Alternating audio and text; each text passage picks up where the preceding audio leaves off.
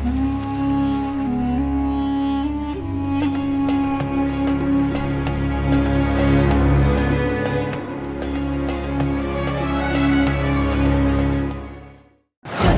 योग में रंगों का उत्सव होली।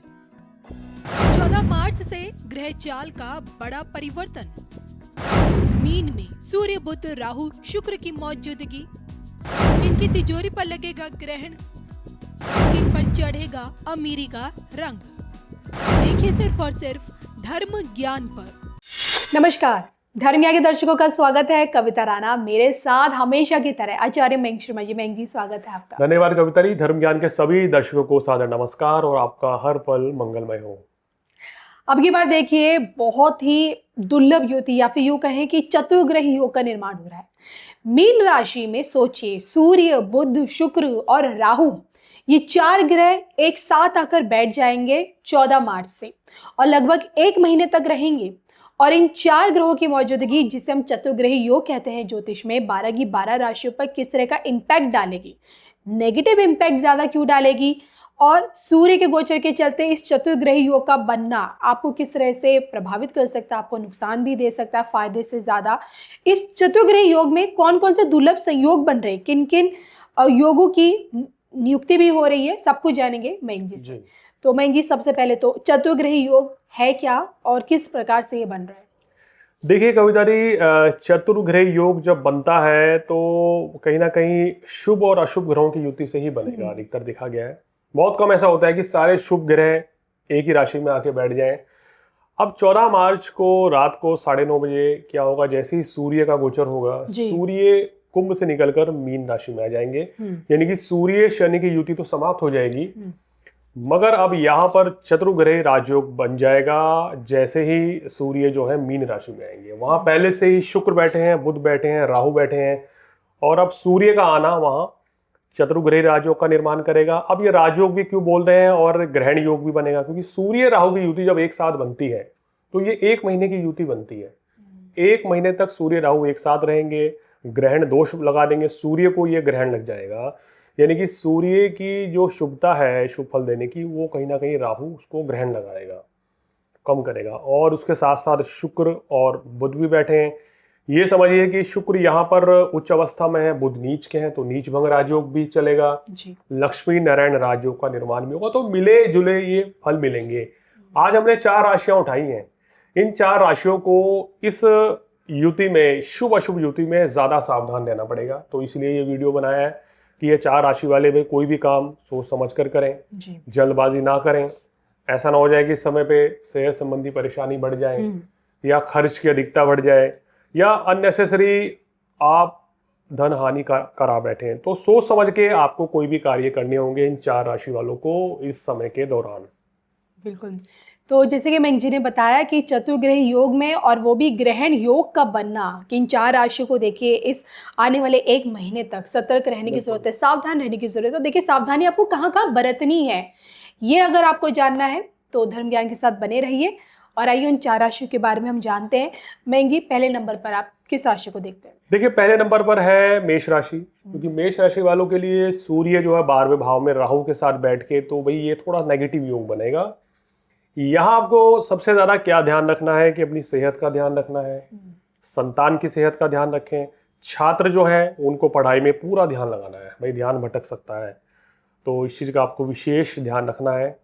और इसके अलावा आपको किसी भी तरह के मनमुटाव से बचना है, खासकर आपके वैवाहिक जीवन में या दफ्तर में या फैमिली में किसी के साथ भी डिस्प्यूट ना करें। क्रोध की अधिकता से बचें इस समय, और धन का निवेश नहीं करना चाहिए। मेष राशि वालों को इस दौरान पैसा बिल्कुल भी कहीं लगाना नहीं है, ना ही किसी को उधार देना है।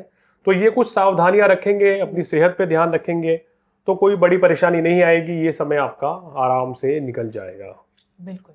दूसरे नंबर पर आती है सिंह राशि। अब उनके अष्टम भाव में ये चतुर्ग्रही योग बनेगा, तो ये उनकी सेहत के लिए ठीक नहीं है।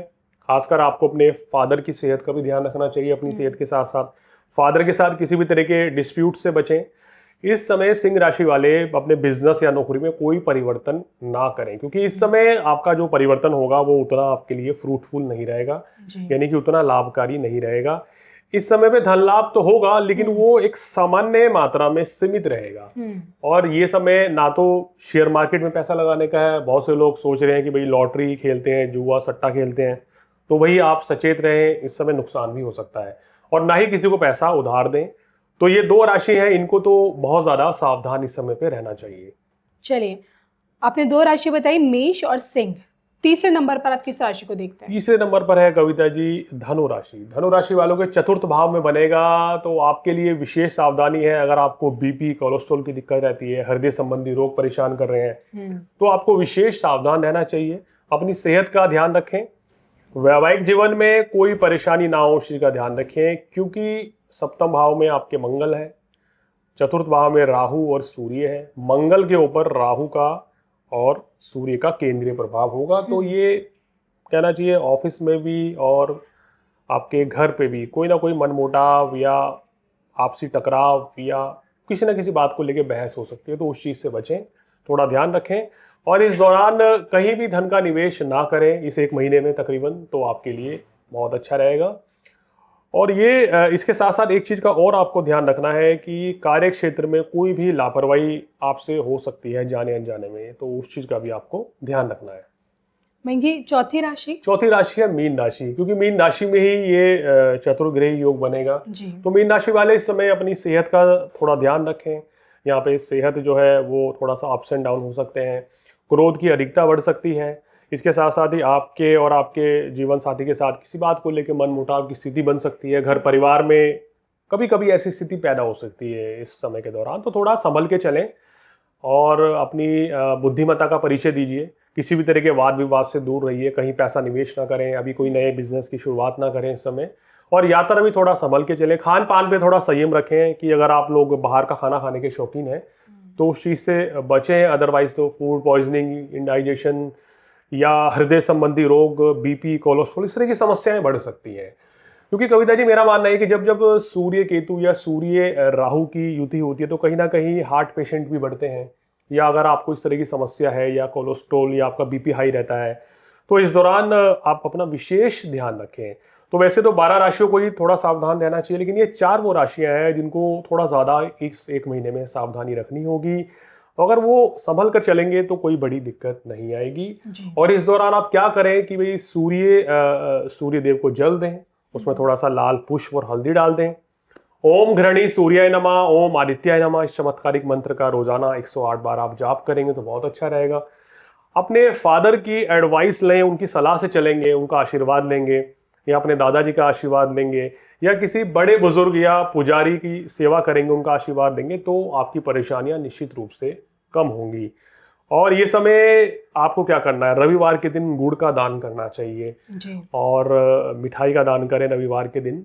और खासकर किसी बड़े बुजुर्ग की सेवा करें, उनको खाना खिलाएं, तो निश्चित रूप से यहाँ सूर्य जो है वो शुभ होंगे।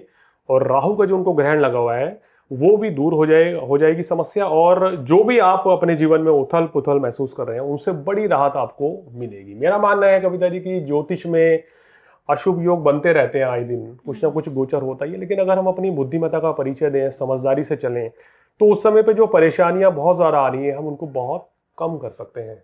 जी। चलिए, तो इसी के साथ मुझे मयंक जी को इजाज़त भी दीजिए। नमस्कार।